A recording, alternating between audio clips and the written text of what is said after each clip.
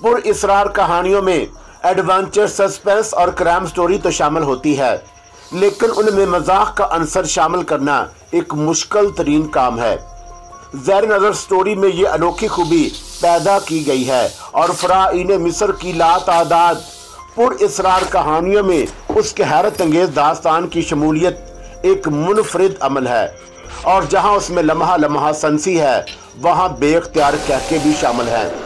Adventure, suspense और तंदो मज़ा से भरपूर नावल एम.ए. राहत के कलम से ताबूत।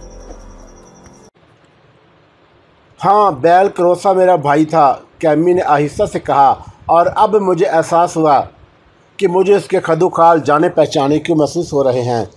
कैमी के चेहरे में बैल क्रोसा की झलकियाँ मौजूद थीं। मैं अजीब सी निगाहों से उसे देखने लगा। उसकी आंखों के कोरों से आंसू फूट पड़े। उसने एक सिसकी ली और आहिस्ता से बोली, हाँ वो मेरा भाई था, और उसकी आवाज़ सिसकियों में डूब गई।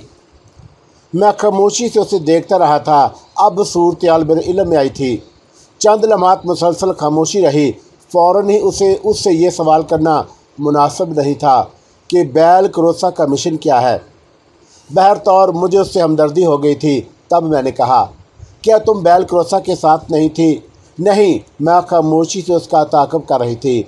वो बहुत ही ज़िद्दी इंसान था, अजीबो-गरीब शख्सियत का मालिक। ये नहीं सोचता था कि वो जो काम करने जा रहा है उसमें उसे क्या मुश्किलात पेश आ सकती हैं। अपने आप को खतरात में झोंक देना उसकी फितरत थी। ज़्यादा थकतगीर भी नहीं था, लड़ाई भिड़ाई से भागता था, लेकिन और फिर वह फिर से कर खामोश हो गई। मुझे इंतहाई अफसोस है मिस कैमी। तुम्हारे बारे में मुझे अंदाज़ा था कि तुम उसे तयवाली में मिले थे ना, और फिर वो तुम्हें अपने साथ ले आया था। मैं उसके एक एक कदम से आगाह होती थी, लेकिन मेरी बदनसीबी, बस थोड़ी देर के लिए मैं उससे जुदा हो गई, और उस दौरान वो सब कुछ हो गया जिसने मेरे भाई को मुझसे छीन लिया। क्या करती मैं उसके लिए? कैसे उसे रोकती इन फजूल बातों से? क्या तुम मुझे ये बताना पसंद करोगी कि उसका असल मसला क्या था? सब कुछ बेकार है। मैं अपने भाई का इंतकाम लेना चाहती हूँ, और मैं उसके इंतकाम के लिए तड़प रही हूँ। मुझे उन लोगों का पता दरकार है। वो मुझे मिल जाएं तो उसके बाद और वो खामोश हो गई। मैं उसके चेहरे पर लरसते हुए साए देखता रहा। शदीद गुस्से का शिकार हो गई थी वो, और वैसे ही अंदाज़ा मैंने लगा लिया था कि काफ़ी ख़तरनाक लड़की है। यकीनी तौर पर बैल क्रोसा के कातलों को नुकसान पहुंचाएगी। लेकिन अब मेरा उसके साथ क्या काम था? कैमी ने थोड़ी देर तक खामोश रहने के बाद मेरी जानब निगाहें उठाईं और बोली, मगर तुम कौन हो मून? और तुम? बस किमी, एक आवारा गर्द हूँ, एक सयाह हूँ, दुनिया गर्दी करता फिर रहा हूँ, और तकदीर मुझे तरह तरह के तमाशे दिखा रही है। मेरा साथ दोगी? उसने सवाल किया। क्या चाहती हो मुझसे? बस इस इंतकाम में मेरी मदद करो। मुझे तुम्हारी मदद की ज़रूरत है। अगर तुमने मेरा साथ दिया तो मैं ता ज़िंदगी तुम्हारी एहसानमंद रहूँगी, समझे? और मैं तन्हा हूँ, उसके अलावा कोई सहारा नहीं था, और अब उसके बाद मेरा और कोई सहारा नहीं है। मुझे बस उस वक़्त तक सहारा दो जब तक मैं अपने भाई के कातलों से इंतकाम न ले लूँ। मैं जानती हूँ कि यह आसान काम नहीं, और कोई भी शख्स जो एक अमन पसंद आदमी हो ऐसे मामलात में टांग फंसाना पसंद नहीं करेगा। लेकिन ना जाने क्यों मेरा दिल चाहता है कि तुमसे मदद की दरख्वास्त करूं। बोलो, मेरी मदद करोगे? मैं दिल ही दिल में हंस पड़ा। मैंने सोचा कि अगर मैं दिल से कुछ करना भी चाहूं तो हालात मेरे कान पकड़कर मेरा रुख उसी जानब कर देंगे जिधर उनकी मर्ज़ी होगी। चुनाचा मोहतरमा, तुम्हें मायूस क्यों करूं? अब फ़ैसला करने में मुझे ज़्यादा दिक्कतें नहीं होती थी। ताहम मैंने अपना फ़ैसला सुनाने के साथ साथ वो अदाकारी भी की जो उसे मुतासर कर सकती थी। मैंने आहिस्ता से कहा, मिस कीमी, हर चंद के बैल क्रोसा से मेरा ज़्यादा वास्ता नहीं रहा। बहुत ही मुख्तसर मुलाकात हुई थी मेरी उससे, लेकिन मैं अपनी ज़ात से एक ऐसी लड़की को मायूस नहीं कर सकता जो अपने भाई के कातलों से इंतकाम लेना चाहती है। मैं खलूस दिल से तुम्हारे साथी हूँ, और इत्मीनान रखो, मेरे लायक जो भी खिदमत तुम्हारे ज़हन में आएगी मैं उसे अंजाम देकर खुशी महसूस करूँगा। मैंने उन पुरजोश अल्फाज के साथ कैमी के चेहरे पर देखे। उनकी आंखों में ममूनियत के जज्बात उभर आए थे, और मैं दिल ही दिल में अपनी तकदीर पर दांत पीस रहा था, जो बहरतौर दुनिया की हर चीज़ मुझे मुहैया कर सकती थी, लेकिन सुकून नहीं दे सकती थी। कीमी इन अल्फाज के बाद मेरी गर्विदा हो गई। 1-1.5 घंटे बाद डॉक्टर ने उसे इजाज़त दे दी। अगर वो चाहे तो यहाँ से जा सकती है, लेकिन उसे कम से कम 3 दिन चलने फिरने से गुरेज करना होगा। डॉक्टर की हदायत और दवाओं के नुस्खे के साथ हम लोग अस्पताल से बाहर निकल आए। मैंने कीमी से उसकी रिहाइशगाह के बारे में पूछा तो वो कहने लगी, मैं जानती हूँ मून कि तुम्हारे पास भी कोई रिहाइशगाह नहीं है और तुम बैल के साथ क़याम पजीर थे, लेकिन मैंने अपने लिए एक प्राइवेट रिहाइशगाह हासिल कर ली है। हम लोग वहीं चलते हैं। ये प्राइवेट रिहाइशगाह एक छोटा सा फ्लैट थी जिसमें एक बूढ़ी औरत रहती थी।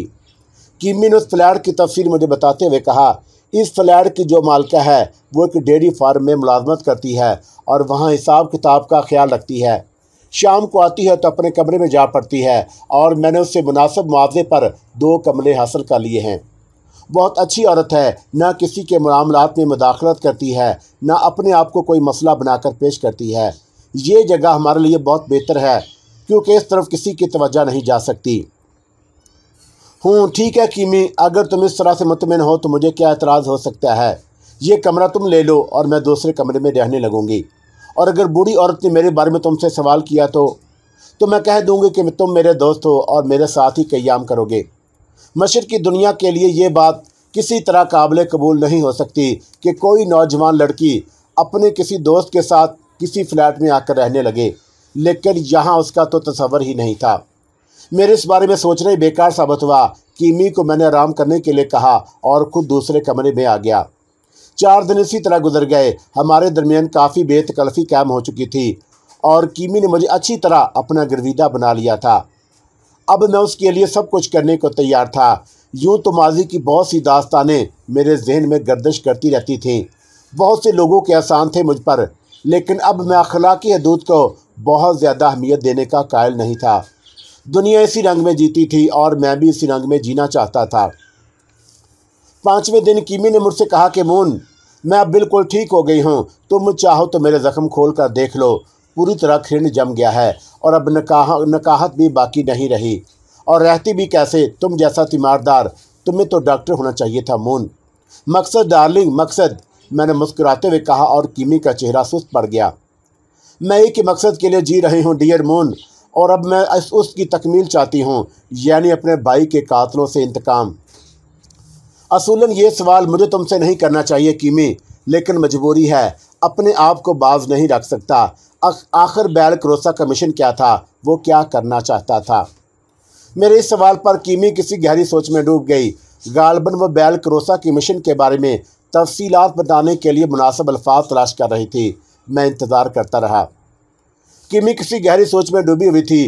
थोड़ी देर के बाद उसने कहा, बैल क्रोसा ने कभी मुझसे अपने मिशन की तफसीलात नहीं बताई, लेकिन पिछले काफ़ी अरसे से वो कुछ पुरअसरार लोगों में फंसा हुआ था। रात की तारीकियों में वो लोग उससे मुलाकात करने आते थे और बैल घंटों उनके साथ बैठा बातें करता रहता था। फिर मैंने उसे कुछ परेशान महसूस किया और ख़ुद भी परेशान हो गई। बैल आम हालात में एक हंसमुख इंसान था, लेकिन उन दिनों उस पर झंझलाहटें सवार रहती थी। और एक दिन उसने इंतहाई सर्द लहजे में मुझसे कहा कि मुझे इन झगड़ों में नहीं पड़ना चाहिए और उससे परेशानी होती है। बैल ने कभी मुझसे उस लहजे में कभी गुफ्तगू नहीं की थी मून, और ये भी तो उसकी परेशानियाँ थी जिन्होंने उससे उसकी खुश मजाजी छीन ली थी। वो एक मुखलस और शर्मीला इंसान था, लेकिन अब उसकी कैफियत में काफ़ी तब्दीलियाँ आ गई थी। फिर वह डेनमार्क चल पड़ा और मैंने उसका ताक़ब शुरू कर दिया, और मैंने 12 चंद अफराद को उसके गिर्द चकराते हुए देखा था, लेकिन उसे चौंका खुद भी मेरी आमद की खबर नहीं थी, इसलिए दूसरे लोग भी मेरे बारे में नहीं जान सके। ये तफसीलात मुझे बैल क्रोसा ने नहीं बताई, बल्कि मैंने इस सिलसिले में जो मालूमात हासिल की उनसे मुझे बैल के मिशन के बारे में थोड़ा बहुत मालूम हो गया, और मैं जो कुछ तुम्हें बता रही हूँ उन्हें अपनी मालूमात की बिना पर बता रही हूँ तफसीलात। और मैंने सवालिया निगाहों से कीमू को देखा और उसकी आंखें गहरी सोच में गुम हो गईं। गालबन वो उन वाक़यात की कड़ियाँ जोड़ रही थी जिनसे बैल क्रोसा मुंसलिक था। कीमी ने बैल क्रोसा की जो कहानी सुनाई वो बेहद उलझी हुई थी। बिकौल उसके अब कीमी का इस दुनिया में कोई नहीं था और वह उसके कातलों से इंतकाम भी लेना चाहती थी। कीमी ने जिस मजलूमाना अंदाज ने मुझसे अपने भाई के कातलों के ख़िलाफ़ मदद की दरख्वास्त की थी, जिस तरह उसकी आंखों में उम्मीद के चिराग रोशन हुए और जिस तरह उसके होंठों की मुस्कान मुझे अपनी जन्म राघव करती थी, उन तमाम चीज़ों के तहत तो यही होना चाहिए था कि मैं उसकी मदद पर आमादा हो जाता, और मुझ जैसा अहमक मददगार किमी को भला और कहाँ मिल सकता था, जो अपनी हमाकतों के साथ साथ कामयाबी की खबरें भी सुनाता। बिलाशुबा आज तक यही तो हुआ था। मेरी अपनी काविशों को किसी भी मामले में कोई दखल नहीं था, लेकिन बेशुमार लोग मुझसे फैज़याब हो चुके थे। यहाँ तक कि आखिरी मरहला भी हल हो गया, यानी मिस्टर लैरी किंग वो फार्मूला हासिल कर चुके थे जो उनकी ज़िंदगी का सबसे बड़ा मकसद था, और रेड स्नेक की गर्दन ऊंची हो गई थी। लेकिन मैं अपनी गर्दन संभालने की फ़िक्र में था, इसलिए भला किसी और का क्या साथ देता। यही कैफियत कीमी की थी। अब आज सरे नौ कोशिश करके बैल क्रोसा के कातलों को तलाश किया जाए और उसके बाद उनसे हंगामा आराई की जाए ताकि कीमी को सुकून मिल सके। लेकिन भाई, एक गरीब, एक मजलूम इन तमाम मसाइल के हल के लिए दुनिया में नहीं आया था। मैं हातम ताई जदीद नहीं बनना चाहता था, लेकिन हालात मुझे हातम ताई ही की मानद किसी न किसी ऐसी जगह ले जाते जहां एक सवाल मेरा मुंतज़िर होता था। किमी अपनी कहानी सुनाने के बाद देर तक रोती रही और अखलाकन मैं उसे तसल्लियाँ देता रहा, और उसके बाद लाजमी तौर पर उसे नींद आ जाती और मैं भी सो जाता। लेकिन इन हालात में सोकर सुबह जागने का मतलब ये था कि मैंने कीमी की जिम्मेदारियां कबूल कर ली, और उसके बाद ये मुमकिन नहीं था कि मैं उससे राह फरार हासिल कर लेता। चुनाचा जब वो गहरी सांसें लेने लगी तो मैं उठकर बैठ गया। फैसले का यही वक्त था। अगर जज्बाती लम्हे मज़ीद जज्बाती हो जाते तो उनकी बहुत बड़ी कीमत अदा करनी पड़ती, और इस वक्त मुझे सुकून दरकार था। एक तवील हंगामा मेरी ज़िंदगी में शामिल रहा था। काश सुकून के कुछ लम्हात मुयस्सर आ जाएं। जहन में बहुत से ख्यालात आने लगे, ताने बाने बुनने लगे, और मैं कोई सही फ़ैसला करने से कासर रहा। लेकिन एक फ़ैसला मैंने ज़रूर किया था, वो ये कि फ़ौरन यहाँ से उठूँ, बोरिए बिस्तर संभालूँ और बाहर निकल जाऊँ, क्योंकि दूसरी सुबह कीमी यकीनन अपने उन मसाइल का हल मुझसे मांगेगी और मुझे उसकी कोई ना कोई वादा करना पड़ेगा। बेहतर यह है कि मज़ीद झूठ बोलने के से बचा जाए। चुनाचा मैंने अपना मुफ्त से सामान उठाया, किमी पर एक अलविदाई निगाह डाली और वहाँ से बाहर निकल आया। सड़कें सुनसान पड़ी थी, इक्का दुक्का ट्रैफिक नज़र आ रहा था। मैं इन वीरान सड़कों पर चलता रहा और फिर एक होटल के सामने रुक गया, जिसकी रौनकें देखकर अंदाज़ा होता था कि इस इलाके में रात ही नहीं हुई और बाकी रात गुजारने के लिए इससे बेहतर और कोई जगह नहीं थी। दिल में बार बार ये एहसास भी जाग रहा था कि सुबह जब कीमी मुझे अपने नज़दीक नहीं पाएगी तो उसकी आंखों में उम्मीदों के चिराग बुझ जाएंगे और वो एक बार फिर अपने आप को इस दुनिया में तन्हा महसूस करेगी।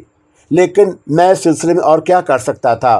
किसी के तन्हाइयाँ दूर करना सिर्फ मेरा ही काम नहीं रह गया था, और भी बहुत से साहिब दिल और साहिब हैसियत लोग थे इस दुनिया में। वो किसी और का हाथ भी पकड़ सकती थी। मैं एक बेवकूफ़ी दुनिया को क्यों मिल गया था। मैं अपने आप को तसल्लियाँ देता रहा और उसके बाद ये सोचने लगा कि अब मुझे क्या करना चाहिए। लातादाद लोग इस दुनिया में मेरी जान के दुश्मन थे। हर शख्स अपने अपने चक्कर में था। मिस्टर लैरी किंग मुझे रेड स्नेक का सरबराह बनाना चाहते थे, और उनके ख्याल में उनके हाथ एक ना तराशीदा हीरा लगा था और वो उस हीरे की तराश खराश कर रहे थे। लेकिन ये नहीं जानते थे कि इस तराश खराश के चक्कर में हीरे का क्या हशर हुआ है। भला मुझे क्या ज़रूरत पड़ी थी कि मुजरमों के किसी गिरोह का सरबराह बनता। चुनाचा मैंने फौरी तौर पर फैसला किया कि यह इलाका छोड़ दिया जाए। कोपनहेगन के रास्ते दुनिया के मुख्तलिफ गोशों को निकला जा सकता था, लेकिन मैंने फैसला किया कि कोपनहेगन के करीब तरीन इलाके स्वीडन निकल जाऊं, जिसकी लातादाद रवायतें मेरे इल्म में थी। मेरे लिए दुनिया का कोई भी हिस्सा किसी खसूसी हैसियत का हामिल नहीं था। बस अपने इस वजूद को जहाँ जहाँ भी घिसटता फिरूँ। ज़िंदगी की दिलचस्पियों का कोई महवर भी नहीं था कि अपने आप को उधर मतवज्जा करके थोड़ा सा ज़हनी सुकून हासिल करूँ। मेरे पास जो रकम महफूज थी उसे बआसानी ट्रैवल चेक में तब्दील कराया जा सकता था।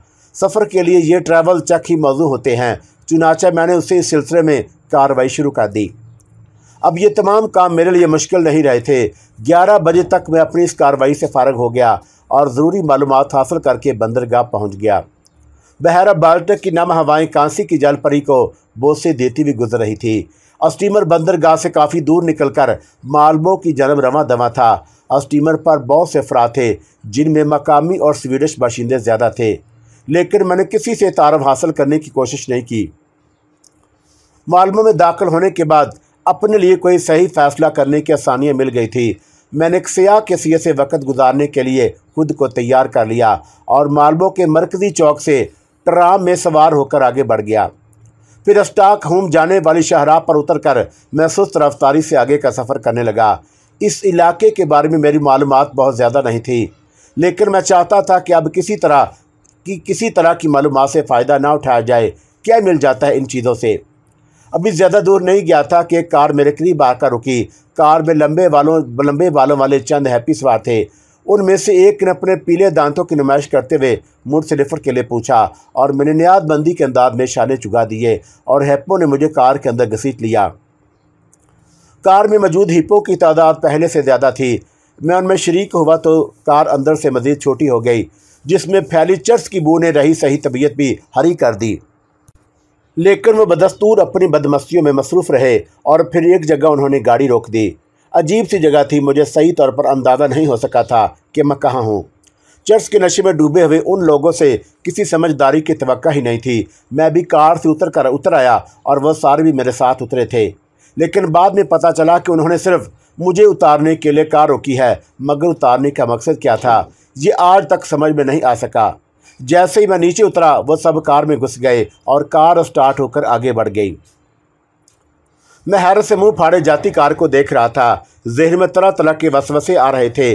कुछ देर मैं सड़क पर खड़ा रहा और उसके बाद आगे बढ़ना शुरू कर दिया।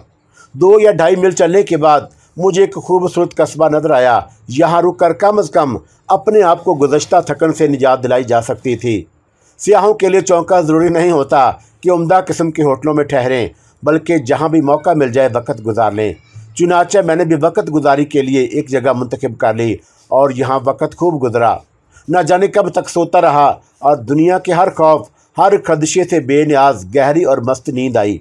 और जब जागा तो बदन बुरी तरह दुख रहा था, लेकिन ये आर्जी बात थी। उठकर 2-4 अंगड़ाइयाँ लीं तो यूँ महसूस हुआ जैसे पैदा हुए ज़्यादा दिन नहीं गुजरे। यहाँ रुकना बेकार था। चुनांचे मैंने फ़ैसला किया कि स्टॉकहोम पहुंचकर किसी आला होटल में क़याम किया जाए और मैंने स्टॉकहोम के सफ़र के बारे में मालूमात हासिल की तो पता चला कि यहाँ सफ़र का बेहतरीन तरीका यही है कि सड़क के किनारे खड़े हो जाओ, कोई ना कोई गाड़ी लिफ्ट दे ही देगी। अहले यूरोप की इस फ़राक दिली का मैं दिल से मोतरफ़ हूँ। चुनांचे खामोशी से सड़क पर निकल आया और किसी रहनुमा का इंतज़ार करने लगा। काफ़ी देर गुजर गई और अब मैं मायूस होने लगा था कि एक वैन को अपनी तरफ आते हुए देखा। ड्राइवर की निशस्त पर एक बूढ़ा किसान और उसके बराबर एक लड़की बैठी हुई थी, जिसकी उम्र 18-19 साल से ज़्यादा नहीं होगी। चेहरे पर एक अजीब सी बेबसी तारी थी। वैन मेरे करीब आकर रुकी और बूढ़े किसान ने गर्दन निकाल कर कहा, मैं लागन तक जा रहा हूँ, चलोगे? ना जाने कैसा सवाल था। मैं पिछला दरवाज़ा खोलने के लिए बढ़ा, लेकिन लड़की ने पहले ही सामने का दरवाज़ा खोल दिया। गोया मुझे बूढ़े और लड़की के साथ उसी निशस्त पर बैठना था। मेरे बैठते ही बूढ़े ने एक झटके से वैन आगे बढ़ा दी। रात होने वाली थी। सुनसान सड़क इर्द गिर्द फैले जंगल की वजह से कुछ और सुनसान हो गई थी। लागन का फासला 6 या 7 मील से ज़्यादा नहीं था, लेकिन लागन से 3 मील पहले बूढ़े ने वैन रोक दी और मेरी तरफ देखता हुआ बोला, मैं इससे आगे नहीं जा सकूँगा क्योंकि मेरा फार्म यहाँ से थोड़े फासले पर है, मैं तुम्हें यहीं छोड़े देता हूँ। मैंने बेबसी से बूढ़े की तरफ देखा। कहना चाहता था कि मैं तो लागन को सही रास्ता भी नहीं जानता, लेकिन उस बदबख्त किसान ने मरवा दिया था। उतरने के सिवा चारा ही क्या था। और मैं उतरा तो लड़की भी नीचे उतराई जो बूढ़े के बराबर बैठी हुई थी और मैं उसके करीब बैठा रहा था, लेकिन मैंने गौर से उसका चेहरा तक नहीं देखा था। अब पहली बार से देखा। वो किसी मोटे कपड़े के गठिया से स्कर्ट में मलबूस थी, पैरों में भद्दे सैंडल और बाल गिर्द में उठे हुए थे और कोई आवारा गिर्द किस्म की कोई चीज़ लग रही थी। मैं कुछ और समझा था, लेकिन जब बूढ़े ने वैन मोड़ी तो मेरे मुंह से हैरत भरी आवाज़ निकल गई, मिस वैन जा चुकी थी और वो आपको क्यों छोड़ गए? मैंने लड़की की तरफ देखकर हैरत से कहा, जिस तरह उसने तुम्हें छोड़ दिया उसी तरह मुझे भी। तो क्या?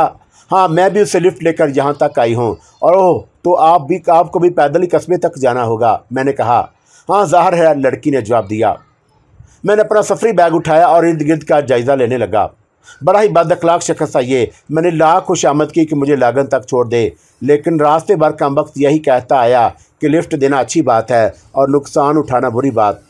लड़की ने आहिस्ता से मुझे मुखातब किया, अगर तुम ना मिल जाते तो इस तनहा और वीरान सड़क पर मैं खौफ से मर जाती और मुझे ये अंदाज़ा नहीं था कि वैन इस कदर छकड़ा है और इतनी सुस्त रफ्तारी से सफ़र करते हुए यहाँ तक पहुँचेगी।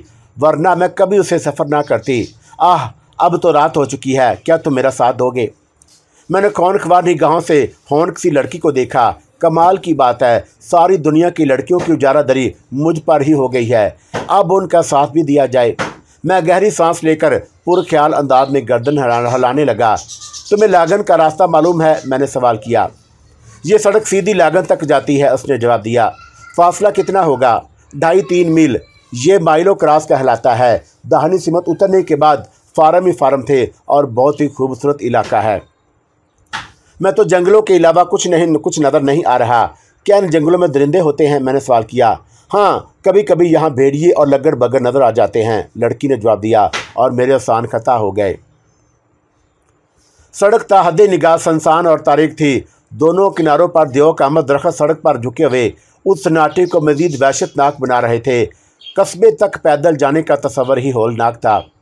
मैंने इस अजीबोगरीब मुसीबत की तरफ देखा जो खुद भी परेशान निगाहों से चारों तरफ देख रही थी। और अब ये तो मेरी मर्ज़ी है कि मैं इस वक्त बस्ती तक जाना पसंद करूं या इस खौफनाक सड़क पर सफ़र करने का ख़तरा मूल ना लूं। लेकिन इस मुसीबत खानम का क्या किया जाए? मैं सड़क पर आगे बढ़ा तो वो भी मेरे कदमों से कदम मिलाकर चलने लगी। मिस, मैंने एक जगह रुककर कहा। मेल्सी ब्रॉन्सन, उसने जवाब दिया। हालांकि मैंने उसका नाम नहीं पूछा था, बल्कि कुछ और कहना चाहता था। शुक्रिया मिस मेल्सी ब्रॉन्सन, और मैं एक सयाह हूँ और लागन के बारे में मुझे कोई ख़ास मालूमात नहीं हैं, लेकिन मैं आगे का सफ़र नहीं करना चाहता। इस वक्त इस सड़क पर सफ़र करना मुनासिब भी नहीं, उसने पुरस्कून लहजे में जवाब दिया और मेरा दिमाग भरना आ गया। मैं तो चाहता था कि किसी तरह उसे जान छुड़ाई जाए, लेकिन वह बहुत ज़्यादा तावन का मुजाहरा कर रही थी। मैं उसे गोदने लगा। वादा करती हूँ तुम्हें परेशान नहीं करूँगी, आओ प्लीज़, उसने कहा तो मैंने थके थके कदम आगे बढ़ा दिए। मेल्सी मेरे पीछे पीछे उसी रफ्तार से चली आ रही थी, यहाँ तक कि घने दरख्तों का खात्मा हो गया। सामने एक रेतला मैदान नज़र आ रहा था जिसके पर एक बहुत बड़ी पुरस्कून झील लहरें ले रही थी। मेल्सी ने आहिस्ता से कहा, यह झील मैकोना है। मैंने कोई जवाब नहीं दिया। झील के अतराफ में रेत फैली हुई थी। मैं झील के किनारे तक आ गया और एक हमवार जगह मुंतखब करके वहीं डेरा डाल दिया। खाने पीने के लिए मैंने इंतजाम कर लिए थे, क्योंकि लिफ्ट के सफ़र करने के लिए इन अशिया की ज़रूरत होती है। मेरे सफरी बैग में कीमा, उबले हुए अंडे और डबल रोटियां वगैरह मौजूद थी। मैं पाँव फैलाकर लेट गया और मेल्सी मेरे नज़दीक ही बैठ गई। एक बार फिर मैंने उसका जायज़ा लिया। शक्ल सूरत और हाल हुलिये से वो कोई मफलूकुल हाल लड़की नज़र आती थी। दिल तो चाहा कि उसके बारे में मालूमात हासिल करूं, लेकिन फिर इस खौफ से खामोश हो गया कि यकीनन वो कोई ऐसी कहानी सुनाएगी जो दिलदोज़ होगी, और फिर उसके बाद मोटे मोटे आंसू बहाते हुए मुझसे मदद की दरख्वास्त करेगी। ये लफ्ज़ मेरी ज़िंदगी से चिपक कर रह गया था। अब यही जी चाहता था कि किसी वीराने में संन्यास ले लूं और पहाड़ी की चोटी पर बैठकर बाकी उम्र वहीं गुजार दूं।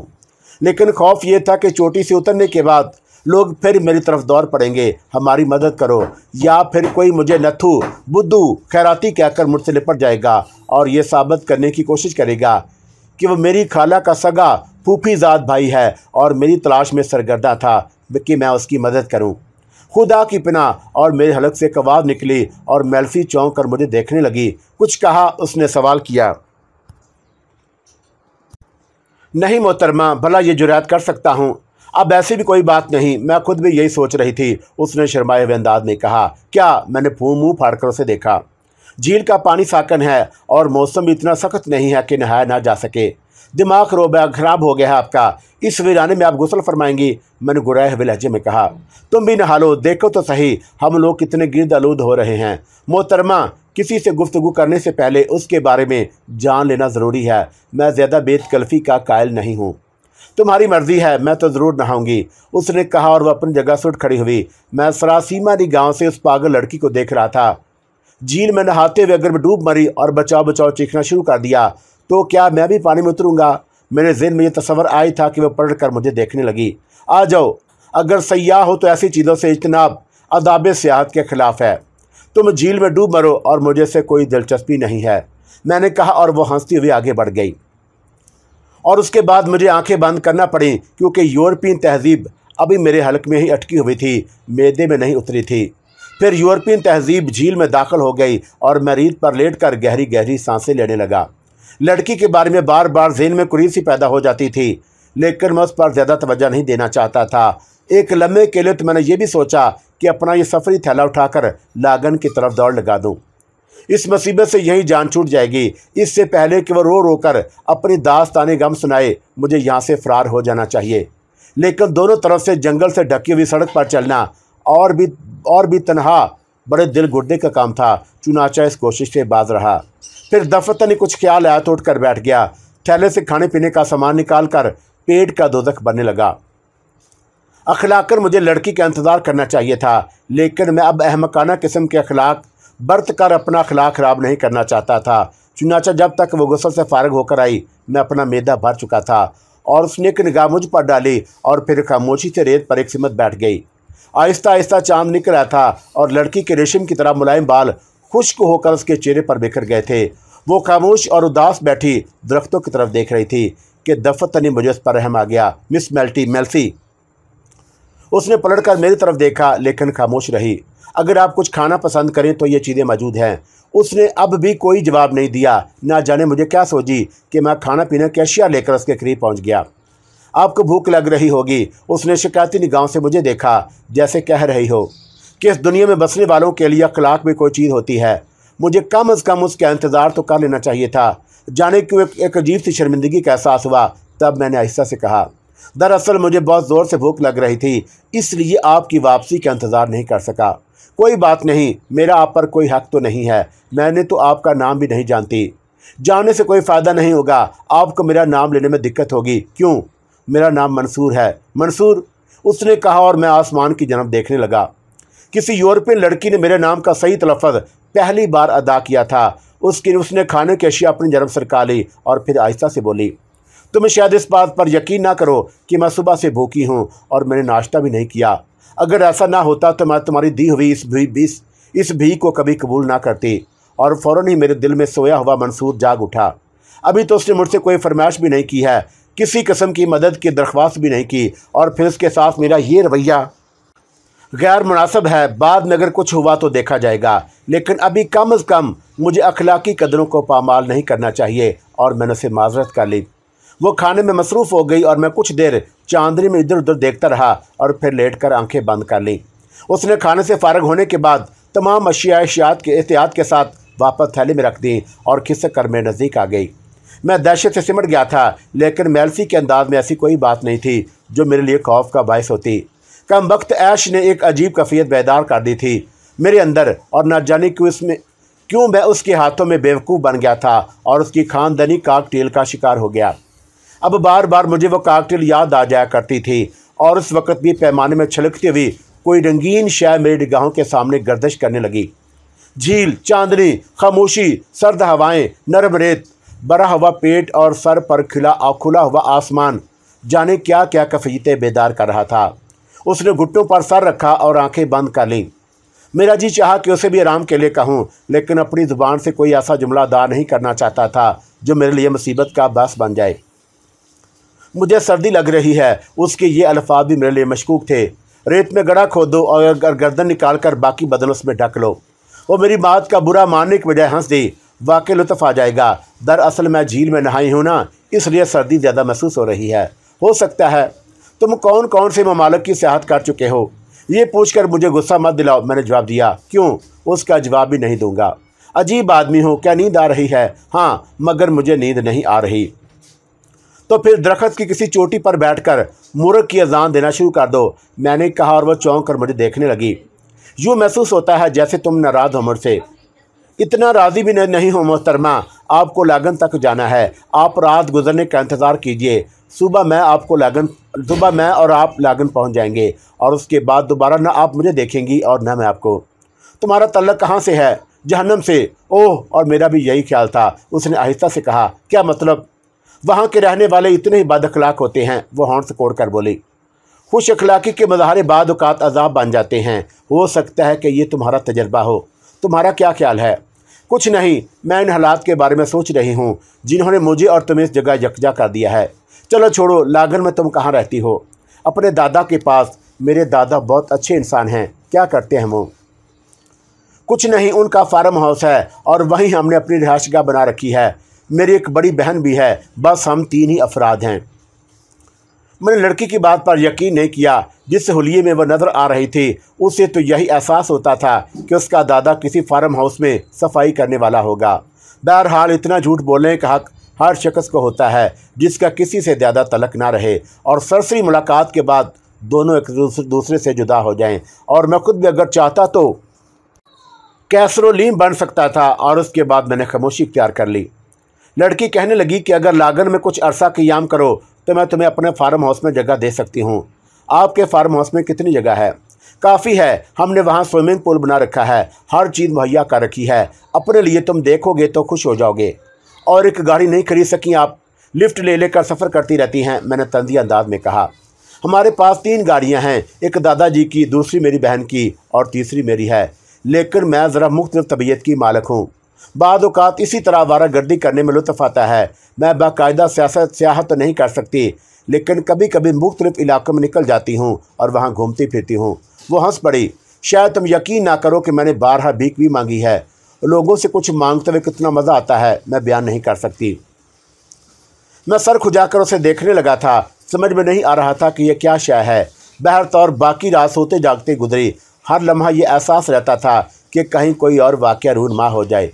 लड़की की एक बात पर भी मैंने यकीन नहीं किया। बकवास कर रही थी। अपने हुलिये और चेहरे मेहरे से कतई तौर पर किसी अच्छे ख़ानदान या किसी दौलतमंद दादा की पोती नज़र नहीं आई थी। माँ या बाप उसका उसने कोई तज़किरा नहीं किया था, लेकिन मैंने भी पूछना मुनासिब नहीं समझा। क्या फ़ायदा किसी को खरीदने से? ख्वाम मुसीबतें ही गले पड़ती हैं। ज़्यादा गुफ्तगू करूँगा तो ज़्यादा बेतकल्फ़ी पैदा होगी। वो सो गई और घुटनों में सर देकर किसी मासूम बच्चे की मानद। और जब सुबह की पहली किरणें मेरी आंखों के पपोटों को गुदगुदाया तो मैं भी जाग गया। रात के किसी हिस्से में गहरी नींद आ गई थी, लेकिन सुबह की खनक किरणों ने जगा दिया और मैंने सोई हुई मेल्सी को देखा और रात के वाक़यात का तर्जिया करने लगा। तब मुझे एहसास हुआ कि वह ज़हनी तौर पर बिल्कुल बच्ची है। जो कुछ मैंने उसके बारे में सोचा था मुमकिन है कि उसमें कोई हकीकत ना हो।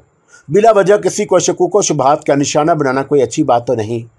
वो जाकर जमाइयाँ लेने लगी और फिर उसने झील की तरफ देखते हुए कहा, क्या तुम मुँह हाथ भी नहीं धोते? मैं चौंका सीधा हो गया। क्यों नहीं? और मैंने झील के किनारे पहुंचकर बदन के खुले हुए तमाम हिस्सों को धोया और वो खुद भी मुझसे कुछ फासले पर बैठ गई थी। उसके बाद उसने वापस आकर बेतकल्फ़ी से मेरे थैले को खोल लिया और मैं अरे अरे कहता हुआ उसकी जानब दौड़ पड़ा। क्यों, क्या नाश्ता नहीं करोगे? मुझसे तो बगैर नाश्ते के 2 कदम भी नहीं चला जाएगा, तो नाश्ता लेकर चलना चाहिए था ना मोहतरमा। छोड़ो, कैसी बातें कर रहे हो? तुम लागन चलो और जब तक यहाँ से आगे जाओगे तो मैं उतनी अशिया तुम्हारे हमरा कर दूंगी कि तुम 10 आदमियों को अपने साथ खिला सकोगे। क्या तुम वाकई लागन तक मेरे साथ जाओगी? क्यों, मैं समझी नहीं। मतलब ये कि रात को तुम झूठ बोल चुकी हो उसे निभाना तुम्हारे लिए मुश्किल नहीं होगा। क्या कहा था मैंने? वो शरारत अमीर लहजे में बोली। दादाजी, फार्म हाउस वगैरह वगैरह। ओह, और मैं लोगों को ऐसी कहानियाँ सुनाने की आदी हूँ। मज़ा आता है झूठ बोलकर। गुड। और मुझे हकीकतें ही पसंद हैं। और वो कहानी जो तुमने रात को सुनाई मुझे उस पर ज़रा भी यकीन नहीं आया। तुम ज़हीन आदमी मालूम होते हो, रहने वाले कहाँ के हो? ये सवाल तुम पहले भी कर चुकी हो और मैंने तुम्हें इसका जवाब नहीं दिया था। नहीं बताना चाहते तो ना सही, और मुझे इतनी ज़्यादा दिलचस्पी भी नहीं है। वैसे अब हमें यहाँ चलना चाहिए, आओ। और मैंने अपना सफरी थैला कांधे पर लादा और जूते के बंद कस कर लड़की के साथ हो लिया। हम एक बार फिर सड़क पर आए और आगे का सफ़र करने लगे। सड़क सुनसान पड़ी हुई थी और दूर दूर तक कोई ट्रैफिक नज़र नहीं आ रहा था। वो कहने लगी, लागन के रास्ते सफ़र कम ही होता है। अमूमन इस कराह से लोग दूसरी जानब मुड़ जाते हैं या फिर फार्म हाउस के रहने वाले कभी कभी बड़ी शहरी आबादियों का रुख करते हैं। वैसे लागन बहुत खूबसूरत कस्बा है, तुम्हें वहाँ पहुँच कर लुत्फ़ आ जाएगा। मैं लागन में ज़्यादा अरसा क़याम नहीं करूँगा, मुझे स्टॉकहोम जाना है। और वैसे 1 आध दिन क़याम के लिए तो मुझे कोई बेहतर मकाम बता सकती हो? हाँ, क्यों नहीं। वहाँ बहुत से ऐसे मकामात हैं जहाँ तुम क़याम कर सकते हो। और फिर मैं तो तुम्हें अपने साथ रहने की पेशकश कर ही चुकी हूँ। हम पर कोई असर नहीं पड़ेगा। मगर रात की कहानी तो बकौले तुम्हारी कहानी ही थी, तो इससे क्या फ़र्क पड़ता है? आखिर मैं कहीं ना कहीं तो रहती ही हूँ, उसने कहा। और मैंने गहरी सांस लेकर गर्दन हिला दी। बिल आखिर हम लागन में दाखिल हो गए। अच्छा खासा बड़ा कस्बा था। छोटे छोटे खूबसूरत मकान, दरख्तों और खेतों में घरे नज़र आ रहे थे। एक जैली सड़क पर मुड़ने के बाद उसने आहिस्ता से कहा, जनाब, मैं आपसे दरख्वास्त करती हूँ कि कुछ वक्त मेरे गरीब खाने पर ज़रूर गुजार लीजिए, मुझे खुशी होगी। मैं चौंक कर उसे देखने लगा। अंदाज़ा लगा रहा था कि उसके लहजे में तंद पोशीदा है या फिर वह सनकी है। मैं तफरीहन उसके साथ चल पड़ा। जैली सड़क से वो एक पगडंडी पर मुड़ी जिसके इख्तिताम पर मोटे बांसों से बना हुआ बड़ा सा अहाता था और उसकी ज़ाहरी शक्ल सूरत किसी किले जैसी नज़र आ रही थी। ऊंची ऊंची बाड़ें बांधी हुई थी जिनके ऊपर बांसों की बज्जियाँ बनाई गई थी। अहाते के सामने बड़ा सा फाटक था जो इस वक्त खुला हुआ था। मैं हैरत से आंखें फाड़ कर रह गया और उसने जिस फार्म हाउस का तज़किरा किया था वो यही तो नहीं? अगर ये वाकई उसका फार्म हाउस है तो फिर उसका कहना दुरुस्त ही था। वैसे अहाता जितने वसी इलाके को घेरे हुए था उसे भी देखकर हैरत हुई थी। जिस तरफ निगाह उठती बांसों का जंगल नजर आता। लाखों रुपए के बांस सिर्फ उस अहाते की तैयारी में सिर्फ किए गए थे। गेट से वो इतनी बेतकल्लुफ़ी से अंदर दाखिल हुई थी कि अब उसके बात में कोई शक व शुबा नहीं रह गया कि उसका कोई ना कोई तलक यहाँ से ज़रूर है। अंदर कदम रखा तो आंखें हैरत से फैल गईं। चारों तरफ दरख्त झूल रहे थे और दरख्तों के दरमियान तरकारियों के खेत फैले हुए थे जिनके बाकायदा किते बनाए गए थे। हर चीज़ में एक अजीब नफासत थी कि यारी में चंद अफराद काम करते नजर आ रहे थे। बजरी की एक रवश उस इमारत की जनब चली गई थी जो इस अजीम व शान अहाते के बीचों बीच वाक़या थी और बनावट के एतबार से हसीन तरीन कही जा सकती थी। इमारत के सामने एक वसी चबूतरा था जो ज़मीन से सिर्फ एक फुट ऊंचा था और उस पर रंगीन कुर्सियां बिछी हुई थी जिनमें से एक कुर्सी पर सफ़ेद गाउन में मलबूस एक बूढ़ा बैठा था। दाढ़ी मूँछों से पाक चेहरा और आंखों पर नहायत नफीस फ्रेम की ऐनक उसे खुशहाल साबित कर रही थी। उसने दूर ही से हमें देखकर आवाज़ लगाई, हे मेल्सी, बदबख्त लड़की, वही हवाना जिसकी पेशगोई मैंने कर दी थी, ये तेरी वापसी का वक्त है। मेरे दादा, मेल्सी ने सरगोशी के अंदाज में कहा। बूढ़ा आंखों से चश्मा उतारकर गुस्सीली निगाहों से मेल्सी को देख रहा था। मेल्सी की चाल में ठलाहट पैदा हो गई। मैं झटकते हुए उसके पीछे पीछे आगे बढ़ा और हम दोनों बूढ़े के करीब पहुंच गए। तूने मुझसे वादा किया था कि रात होने से पहले वापस आ जाएगी, ये तेरी वापसी का वक्त है। कमाल है दादा जान, क्या रात हो गई? मेल्सी ने हैरत से सवाल किया और बूढ़े ने साथ रखी बैसाखी उठा ली। गालबन वो टांगों से मजदूर था। मेल्सी हंसती हुई कुर्सी पर बैठ गई। मिस्टर मंसूर, दादा जान, उसने मेरा तारफ़ कराया। क्या? और बूढ़े ने सवाल किया। मिस्टर मंसूर, ताल्लुक़ एशिया से है, बूढ़े ने फ़ौरन ही कहा और मेल्सी सवालिया निगाहों से मुझे देखने लगी। आपका ख्याल दुरुस्त है मोहतरम, मैंने जवाब दिया। एशियाई बाशिंदों से मुझे मोहब्बत है क्योंकि मैंने अपनी ज़िंदगी के 14 साल एशिया में गुजारे हैं, ख़ास तौर से बरसगीर में। बूढ़े ने मेरी तरफ मुसाफा के लिए हाथ बढ़ा दिया। मेरा नाम डेविड हूप है, तुम मुझे मिस्टर हूप कह सकते हो। आपसे मिलकर खुशी हुई मिस्टर हूप। मेल्सी से तुम्हारी दोस्ती किस तरह हुई? कहीं तुम इसकी किसी शरारत का शिकार तो नहीं हुए? नहीं, ये दोस्ती ज़्यादा पुरानी नहीं है। ये लड़की बिल्कुल ही पागल है, अपनी माँ की तरह सनकी। गलत कह रहे हैं दादा जान, आप बार बार भूल जाते हैं। पहले तो कह रहे थे कि मैं अपने बाप की तरह सनकी हूँ। एक ही बात है मेल्सी, वो दोनों अलग अलग कब थे? बूढ़े के लहजे में यकायक नरमी पैदा हो गई। उसने मेरी तरफ देखते हुए कहा कि तुम खड़े क्यों हो मिस्टर मंसूर, बैठ जाओ। मैं शुक्रिया अदा करके बैठ गया। अब अपना तारफ़ कराओ, उसने कहा। मेरा नाम तो आप जान ही चुके हैं मिस्टर हूप।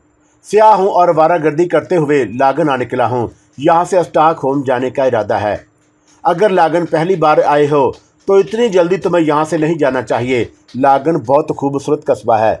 लेकिन मिस्टर हूप, मेल्सी आपकी पोती है तो ये इस तरह क्यों लिफ्ट ले लेकर सड़कों पर सफ़र कर रही थी? मैंने पूछा।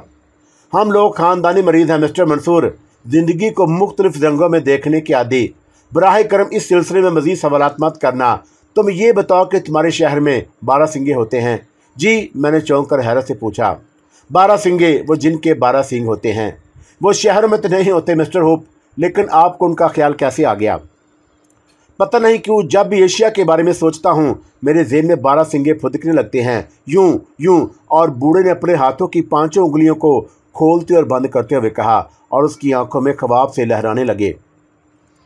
मेल्सी बड़ी संजीदगी और दिलचस्पी से बूढ़े होप को देख रही थी। फिर उसने कहा, मुझे एतराज़ है दादा जान। क्यों मिस्टर मंसूर, 12 सिंगों का यूं से क्या तल्लक है?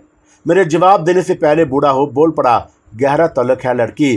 तुमने ज़िंदगी में कभी 12 सिंगा देखा है? दादा जान, मैंने तो 16 सिंगा और 18 सिंगा भी देखा है। आप सिर्फ 12 सिंगे की बात कर रहे हैं। मैं तुम्हें $1000 नकद दे सकता हूँ अगर तुम मुझे 16 सिंगा दिखा दो। सोच लीजिए दादा जान, कहीं ऐसा ना हो कि आपको $1000 का नुकसान बर्दाश्त करना पड़े। तो क्या तुम मुझे क्लाश आदमी समझती हो? इस फार्म हाउस की आमदनी $20 लाख सालाना है और इसके अलावा मेरे बैरूनी ज़राए लड़की हद से आगे बढ़ने की कोशिश करती हो तुम बाद औक़ात, और मुझे ये बातें बिल्कुल पसंद नहीं। तुम डेविड होप को क्या साबित करना चाहती हो? 18 सिंगा, मेल्सी ने हंसते हुए कहा, और बूढ़े ने एक बार फिर मेल्सी की जनाब हाथ बढ़ा दिया। लेकिन मेल्सी हंसती हुई इमारत के अंदरूनी हिस्से की तरफ दौड़ गई। जब वो बूढ़े की निगाह से उज्जल हो गई तो बूढ़े ने कहकर गया, बहुत शरीर हो गई है। अगर मैं तुमसे ये कहूँ मिस्टर मंसूर कि मुझे ज़िंदगी में अनोखे तजर्बात से 2-4 होना पड़ा है, तो क्या तुम इस बात पर यकीन कर लोगे? मर्द जब माँ की हैसियत इख्तियार कर जाए तो हज़ारों माँ से बेहतर होता है। बाप की हैसियत से अगर उसके फ़राज में कोई कोताही हो जाए तो शायद हो जाए, लेकिन जब वो अपने माँ की हैसियत से ढाल लेता है तो फिर बहुत अजीम होता है। और मैंने दोनों बच्चियों को माँ बनकर पाला है और आज तक सॉरी, किन फजूल बातों में फंस गया था मैं। यकीनन तुम लोगों ने अभी नाश्ता नहीं किया होगा। नहीं मिस्टर होप, हम हल्का फुल्का नाश्ता कर चुके हैं। नाश्ता कभी हल्का फुल्का नहीं होना चाहिए। अगर एक खुशगवार दिन का आगाज़ ही कफ़ायतों से हो तो उसका अंजाम बहुत तकलीफ़दा होता है। चलो उठो, हम नाश्ता करेंगे। बूढ़े ने बैसाखियों की तरफ हाथ बढ़ाया तो मैंने जल्दी से उठकर उसकी बैसाखियाँ उसके हवाले कर दी और बूढ़े ने शुक्रिया अदा करके उन्हें बगलों के नीचे लगा लिया और फिर आहिस्ता रवि से मेरे साथ चलने लगा। बज़ाहिर उसकी टांगें ठीक ठाक महसूस होती थी, लेकिन वह मुश्किल तमाम उन्हें ज़मीन पर जमा कर चल रहा था। फिर मुझे लेकर अंदर दाखिल हो गया। अंदर की सज धज भी काबिल दी थी।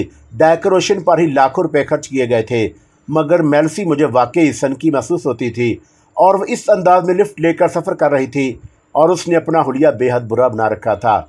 लेकिन नाश्ते के कमरे में जब वो आई तो एक खूबसूरत स्कर्ट में मलबूस थी। उसने हम दोनों को मुस्कुराते हुए खुश आमदीद कहा और फिर नाश्ते की मेज़ पर बैठ गई। 2 बटलरों ने फ़ौरन नाश्ता लगा दिया। हमने खामोशी से नाश्ता किया। अगर तुम चाहो तो मिस्टर मंसूर को अपना फार्म हाउस दिखाओ। बैरूनी इलाके से ज़्यादा अकबी इलाका खूबसूरत है, तुम्हें पसंद आएगा। बूढ़े की बात सुनकर मैंने मेल्सी की तरफ देखा। वो गर्दन खम करके उठ खड़ी हुई और फिर मुझे एक कमरे में ले आई। दादा जान खिसक गए हैं अपनी जगह से। हमने रात जिस अंदाज में गुजारी है उसके बाद हमारे लिए एक पुरसकून नींद सबसे बेहतर है। फार्म हाउस दिखाने के लिए तो बहुत वक्त पड़ा है। देखो, ये तुम्हारा कमरा है। आराम से लिबास तब्दील करो और सो जाओ। जब तक जी चाहो सोते रहो। कम अज़ कम इस सिलसिले में मैं मेल्सी से इख्तलाफ नहीं कर सकता था और मैंने उसका शुक्रिया अदा किया और कमरे में दाखिल होकर दरवाज़ा अंदर से बंद कर लिया। मेल्सी खुद ही वापस चली गई थी। बेहतरीन फर्नीचर से रास्ता कमरा था। जूते उतारे, मुल्हिक बाथरूम में जाकर मुंह हाथ धोया और फिर बिस्तर पर लेट गया। नींद आने में ज़्यादा देर नहीं लगी थी। जागा तो 3:30 बज रहे थे। पेट में दौड़ते चूहे बता रहे थे कि सुबह के नाश्ते के असरात ज़ायल हो चुके हैं और दोपहर के खाने का वक्त निकल गया है। अब जब के खाने का वक्त निकल ही गया था तो फिर जल्दबाजी से क्या फ़ायदा। मैं कसलमंदी से बिस्तर पर ही लेटा रहा। तकरीबन 4 बजे उठकर मुंह हाथ धोया और लिबास तब्दील करके बाहर निकल आया।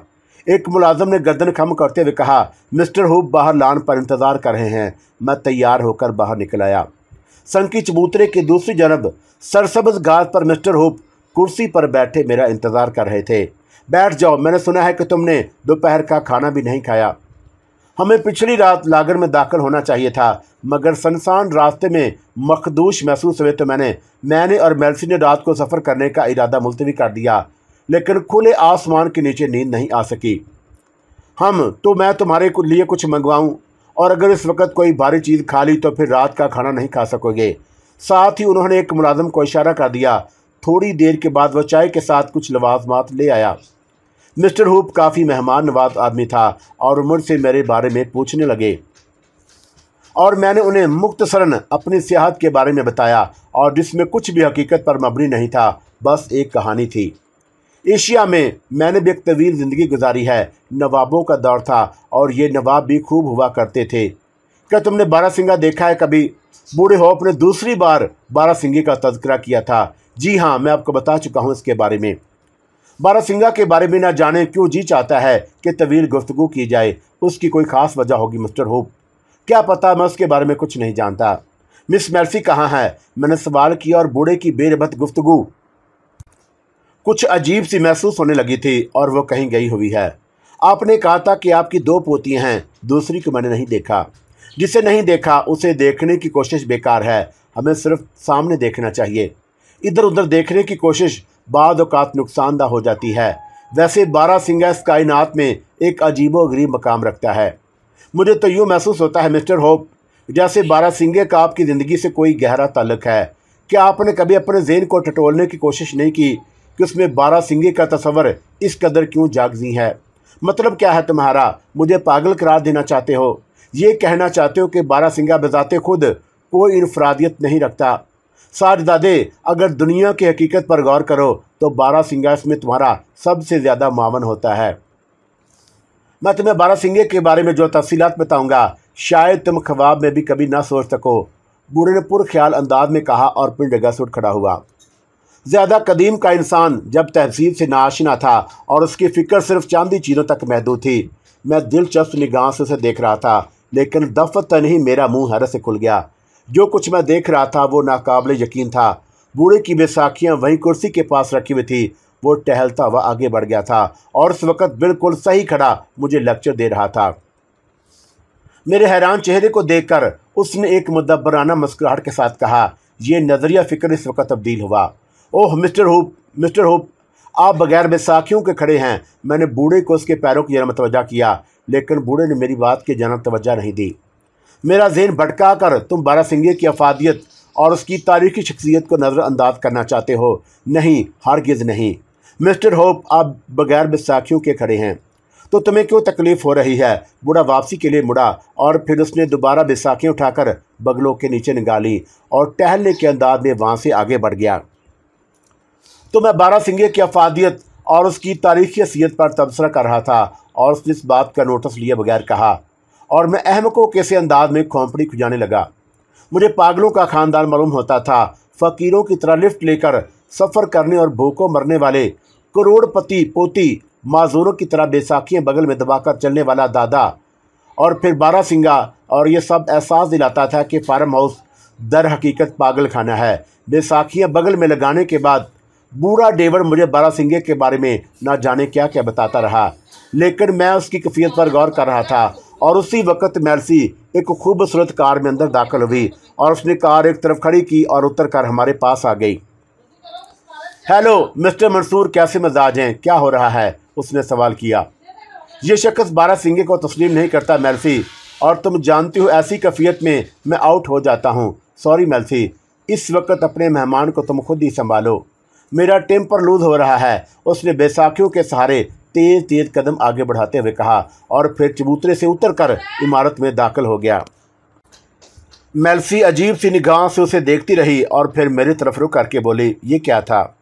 कुछ नहीं मेल्सी, बस तकदीर की खराबी कहो। अब मैं इस सिलसिले में क्या कर सकता हूँ सिवाय अपनी तकदीर को कोसने के? अरे मगर हुआ क्या? तुम्हें दादा जान की बात का बुरा नहीं मानना चाहिए। बारहसिंगा दर हकीकत उनका कम्प्लेक्स है और वह जब भी एशिया का तस्वर करते हैं बारहसिंगे के बारे में गुफ्तगू करने लगते हैं। वैसे पिछले कई साल से उन्होंने बारहसिंगे के बारे में कोई बातचीत नहीं की थी, लेकिन तुम्हारे नाम के साथ चौंका एशिया का तस्वर उभरता है। और शायद तुम लोग चाय पी चुके हो, लेकिन मैं चाय पीना चाहती हूँ। क्या तुम ये बात सुनकर हैरान नहीं होगी मेल्सी कि तुम्हारे दादा जान बारहसिंगे के तज़किरे पर इस कदर जज्बाती हो जाते हैं कि बैसाखियों के बगैर भी टहलते हुए दूर चले जाते हैं और अपने पैरों पर खड़े होकर गुफ्तगू कर सकते हैं। तो इसमें हैरत की क्या बात है? दादा जान अक्सर बैसाखियों के बगैर भी चल लेते हैं। मैं समझा नहीं, मैंने हैरत से कहा। एक प्याली चाय और पियो मेरे साथ, ये मैंने तुम्हारे लिए बनाई है, मेल्सी ने कहा और मैं उसके सामने बैठ गया। तुम कह रही थी कि वो बगैर बैसाखियों के भी चल लेते हैं। हाँ, वो माजूर तो नहीं हैं, सिर्फ माजूर आदमी बैसाखियों के बगैर नहीं चल सकते, उनकी तो दोनों टांगें दुरुस्त हैं। तब फिर ये बैसाखियाँ होती हैं। ओह, और कहीं तुमने ये सवाल तो नहीं कर डाला उनसे कि वो बगैर बैसाखियों के कैसे चल रहे हैं? नहीं, मैंने उनसे यह सवाल नहीं किया, मैंने ठंडी सांस लेकर कहा। दरअसल बैसाखियों से चलना उनका मशगला है और इससे ज़्यादा कुछ नहीं। बैसाखियाँ बगल में दबाकर चलते हुए वो बेहद सुकून महसूस करते हैं और इस सिलसिले में भी इतने ही जज्बाती हैं जितने बारहसिंगे के सिलसिले में। मेल्सी ने जवाब दिया और चाय का कप उठाकर मुंह से लगा लिया, लेकिन मैंने अपनी चाय की प्याली नहीं उठाई। मैं इस पागल खानदान के बारे में सोच रहा था। मेल्सी के चेहरे से ज़रा भी अंदाज़ा नहीं होता था कि इस सिलसिले में भी वो कोई शरारत कर रही है। तुम गई कहाँ थी? भीख मांगने, मेल्सी ने जवाब दिया। क्या मतलब? अक्सर मैं लागन के आसपास के इलाकों में भीख मांगने चली जाती हूँ। देख लो, कार में मेरा ड्रेस रखा हुआ है, बालों की विग भी है, लेकिन बाद औक़ात मुझे इसकी ज़रूरत भी पेश नहीं आती। बस भीख मांगने के नए नए तरीके आने चाहिए। तुम शायद संजीदगी से मुझसे मजाक कर रही हो। मिस्टर मंसूर, क्या ये बेहतर नहीं होता कि किसी के ज़ाती मामलात में मुदाखलत ना की जाए? तुम चंद लम्हात के मुसाफिर थे। दोस्ती की बुनियाद पर मैं तुम्हें यहाँ ले आई और मैंने तुम्हें अपने फार्म हाउस के बारे में भी बता दिया था और दादा जान के बारे में भी। बस इतना ही काफ़ी नहीं था। ज़रूरी है कि तुम हम लोगों के बारे में सारी छानबीन करो। दादा जान अगर बारासिंगा के मर्ज़ का शिकार हैं तो होने दो। तुम डॉक्टर तो नहीं हो, और फिर वो अगर बगैर बैसाखियों के चंद कदम चल लेते हैं तो उसे तुम पर क्या इसरात मरतब होते हैं। सॉरी डियर, ये बात बेहतर नहीं होगी, आइंदा एहतियात रखना। उसने अपनी चाय की प्याली खाली की और फिर अपनी जगह से उठ गई। मैं उसे जाते हुए देखता रहा था। थैला लेने के लिए अंदर जाना ज़रूरी था, वरना शायद यहीं से बांसों के दरवाजे की जानब छलांग लगा देता, जिस पागल खाने में दाखिले का वाहद रास्ता था, क्योंकि बांसों की ऊंची बाढ़ के सार को फलांगना मेरे बस से बाहर था। यहाँ इस पागल खाने में किसी भी वक्त कोई ऐसी बात रूनुमा हो सकती है जो मेरे लिए मुसीबत का बास बन जाए, और अब मैं कोई मुसीबत मोल लेने के लिए तैयार नहीं था। हैरत थी इन तमाम लोगों पर, और मैं काफ़ी देर तक वहाँ अकेला बैठा रहा और उसके बाद यही फैसला करके वहाँ से उठा कि अपना बैग लेकर यहाँ से निकल जाऊँ, और उस कमरे में पहुँचा जहाँ मेरा बैग रखा हुआ था तो मेल्सी मेरे बिस्तर पर बैठी हुई थी। मुझे देखकर वो मुस्कुराई। मुझे यकीन था कि तुम फ़ौरन अपने कमरे में आओगे, मैं तुम्हारा इंतज़ार कर रही थी। तुम्हें ये यकीन क्यों था मेल्सी? इसलिए कि मैंने तुम्हारे चेहरे पर तुम्हारा प्रोग्राम पढ़ लिया था। अब तुम यहाँ से भागने की कोशिश करोगे, लेकिन मेरे ख्याल में ये तुम्हारी ज़्यादती होगी। नहीं मेल्सी प्लीज़, मैं वैसे भी ज़्यादा देर तुम्हारे पास नहीं रुक सकता। लागन को देखता हुआ यहाँ से स्टॉकहोम निकल जाऊँगा, बस यही मेरा प्रोग्राम है। इस तरह नहीं जा सकते मिस्टर मंजूर। मैं कहती हूँ कि आखिर तुम्हें तजस्सुस क्या पैदा हो गया है? दरअसल बारासिंगा, एक मिनट, अगर तुमने दोबारा बारासिंगे का नाम लिया तो हो सकता है मैं दीवार से सर फोड़ लूँ। गोया बारासिंगा तुम पर भी सवार हो गया है, उसने कैकल लगाते हुए कहा। फिर बोली, सॉरी मंसूर, मगर इस तरह वापस जाना बदअखलाकी है। बस तुम इन तमाम बातों को ज़हन से निकाल दो। दादा जान अक्सर बैसाखियों से चलते हैं, तो तुम्हें इस पर क्या एतराज़ हो सकता है? भाई ये उनकी पसंद है। मैं अगर अपनी पसंद की चीज़ें ज़िंदगी गुजार लेती हूँ तो ये मेरा ज़ाती मामला है। क्या उसके बगैर हम लोग दोस्त नहीं रह सकते? नहीं, ऐसी कोई बात नहीं, लेकिन बराह करम अब तो मुझे ना बारासिंगा की कहानी सुनाना और ना अपने भीख मांगने की। वादा। मेल्सी ने मेरी बात का बुरा माने बगैर कहा और उसके बाद उठ खड़ी हुई। आओ मैं तुम्हें अपना फार्म हाउस दिखाऊं। मैंने आमादगी का इजहार कर दिया। फार्म हाउस की जो सूरत हाल में सामने किसी में देख चुका था, उसका अकबी उत्साह से भी ज़्यादा हसीन था। वहाँ एक इंतहाई खूबसूरत स्विमिंग पूल भी बना था, जिसके किनारे छतरियाँ लगाई गई थी। खासा हसीन माहौल था। लेकिन मेल्सी भीख मांगने जाती थी, लिफ्ट लेकर सफ़र करती। अहले यूरोप का ये रंग भी मेरे लिए अजनबी था। काफ़ी देर मेल्सी मेरे साथ रही, फिर शाम के साए झुक आए। रात के खाने पर बूढ़ा दादा मौजूद नहीं था, सिर्फ मेल्सी ही ने मेरे साथ खाना खाया, और खाने के बाद हम काफ़ी पीते हुए गुफ्तगू करने लगे। लागन के नवाब बहुत हसीन हैं। कल मैं तुम्हें कुछ ऐसी जगह दिखाऊंगी जो तुम्हें बेहद पसंद आएंगी। तुम्हारी दूसरी बहन अभी तक नज़र नहीं आई, क्या वो कहीं गई हुई है? वो हमेशा गायब रहती है, शायद ही तुम्हें नज़र आए। इन दिनों यहाँ मौजूद नहीं? मैंने सवाल किया। मेल्सी इस अंदाज में हंस पड़ी जैसे मुझे जहनी मरीज समझ रही हो। उसने हंसने की वजह फ़ौरन ही मेरी समझ में आ गई थी। मैंने फिर उसके घर के बारे में करीद शुरू कर दी थी, और उसने मुझे अपनी बहन के बारे में मज़ीद कुछ नहीं बताया, बल्कि स्वीडन की तारीख और वहाँ के किंग्स लटीरों के बारे में तफसीलात बताने लगी, और मैं खामोशी से उसकी बकवास सुनता रहा। मुझे इन बातों से कोई ख़ास दिलचस्पी नहीं थी। बातें काफ़ी देर जारी रहीं, और फिर उसने इजाज़त लेकर मैं अपनी आरामगाह में पहुँच गया। रोशनी गुल करके मैं बिस्तर पर लेटा ही था कि दरवाजे पर हल्की सी दस्तक हुई। मेरे ज़हन में यही ख्याल आया कि मेल्सी को फिर कुछ सूझी है। दरवाज़ा खोला तो एक नई सूरत नज़र आई। उम्र तकरीबन 23 साल, चेहरा इंतहाई खूबसूरत, आंखें बड़ी बड़ी और कुशादा, लेकिन उसके चेहरे पर एक पुरइसरार सी कैफियत फैली हुई थी, जैसे वो जागते हुए सो रही हो।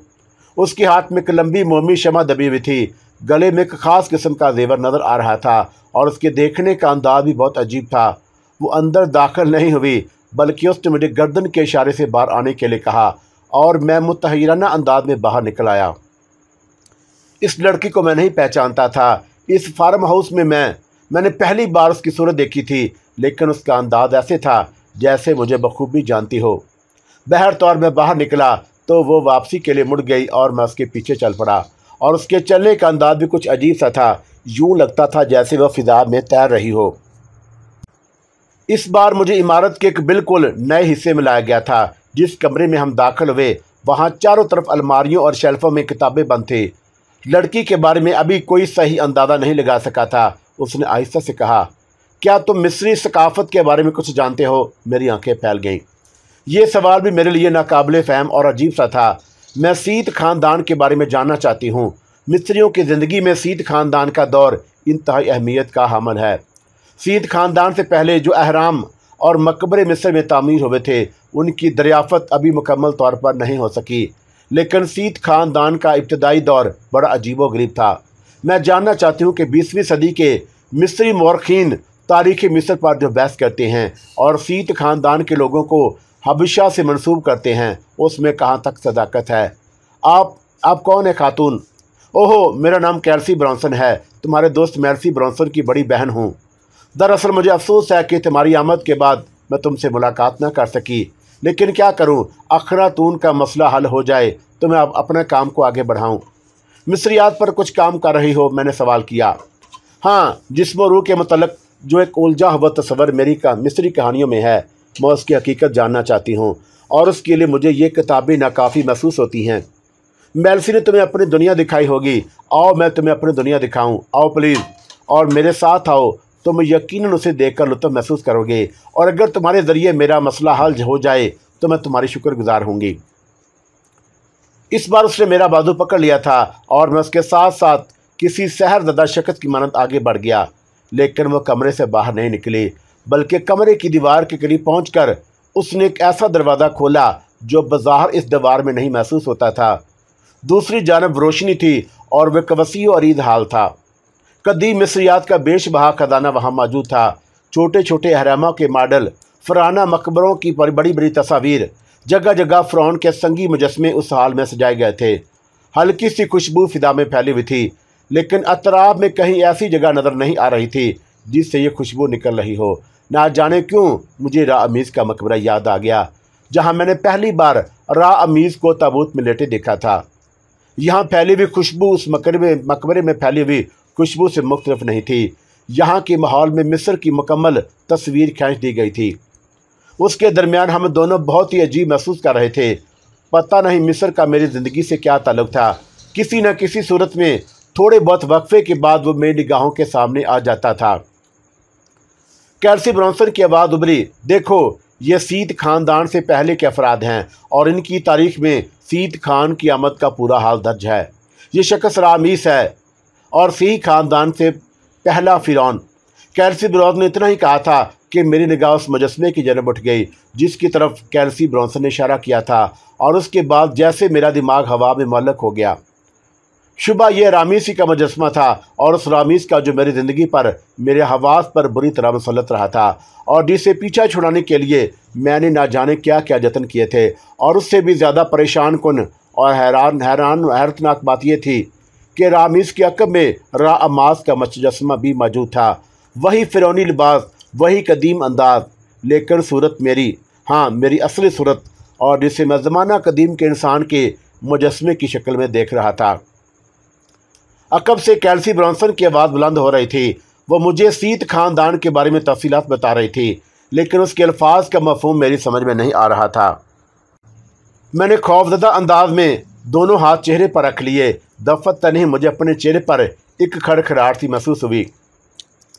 प्लास्टिक के वो बड़े बड़े टुकड़े जिन्होंने मेरे चेहरे को आर्टन डोनल की शक्ल में तब्दील कर दिया था, खुद ब खुद मेरी जिल्द छोड़ रहे थे। यूँ महसूस होता था जैसे वे सूख गए हों, और मैंने एक टुकड़ा चेहरे से हटाया तो मेरे हाथ में आ गया, और फिर मैंने अपने चेहरे को बेचैनी से दोनों हाथों से रगड़ना शुरू कर दिया।